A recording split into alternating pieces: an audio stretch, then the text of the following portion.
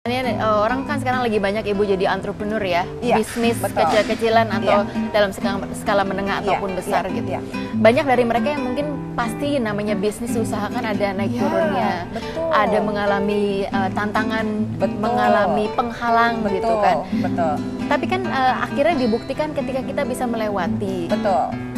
Yang bisa melewati mungkin hanya beberapa dari sekian banyak yang mencoba gitu. Karena itu lagi kegigihan ketika kita melewati penghalang itu.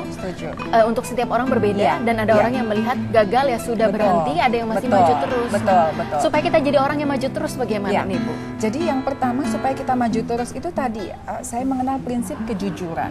Arti kejujuran di sini bukan hanya uang semata Mbak Chantal. Kejujuran itu pengertiannya adalah keseimbangan antara apa yang kita pikirkan dengan apa yang kita ucapkan dan apa yang kita lakukan. Maka ketika seseorang misalnya bermimpi memutuskan untuk menjadi seorang entrepreneur, maka dia harus tahu dulu, oke, entrepreneur seperti apa. Dan kalaupun dia jatuh bangun, kita melihatnya itu ibarat sebagai proses yang memang mau tidak mau harus dilewati. Karena itulah bagian dari pembelajaran hidup gitu. Maka beda tipis antara orang gagal dan sukses itu sangat tipis. Yang kalau orang sukses itu adalah ketika dia menemui kesulitan, dia punya sebuah keyakinan bahwa di balik kesulitan itu pasti ada kemudahan. Sementara orang yang gagal itu selalu menganggap bahwa aduh, berapa banyak kegagalan lagi yang saya harus hadapi. Kok hidup padahal saya belum tentu terus, kan kok sial terus itu kan artinya memang balik lagi ke cara pandang kita. Karena saya melihat bahwa sebetulnya cara pandang kita adalah engine, mesin kita untuk terus bergerak. Jadi kalau kita punya cara pandang yang salah, maka salahlah terus kehidupannya. Ketika dia punya cara pandang yang besar, berani berpikir lebih besar, kalau orang berani berpikir lebih besar kan dia pasti mengambil tindakan nyata, ya kan? Ketika itulah mesin penggeraknya selalu berjalan.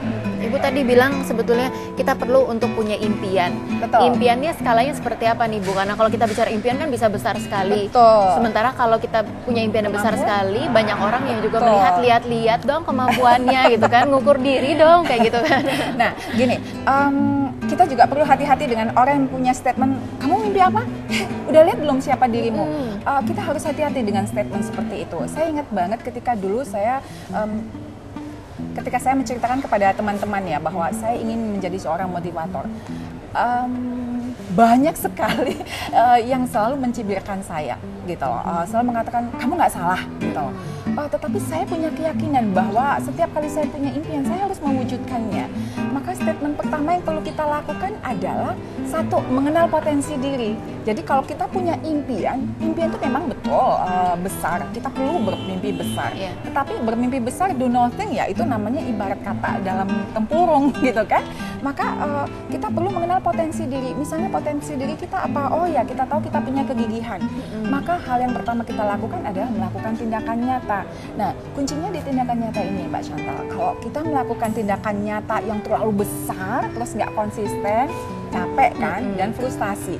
Sementara kalau kita melakukan hal yang dari tindakan yang paling sederhana yang bisa kita lakukan dan kita lakukan dengan sepenuh hati, maka yang ada adalah ketidaksabaran untuk terus melangkah.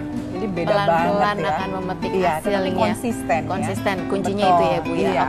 Kita akan lanjutkan lagi ngobrol-ngobrol, tapi kita akan jeda dulu sejenak. Setelah ini kita akan kedatangan bintang tamu, yaitu seorang putri Indonesia. Siapa dia? Jangan kemana-mana, tetap bersama kami di Motivator.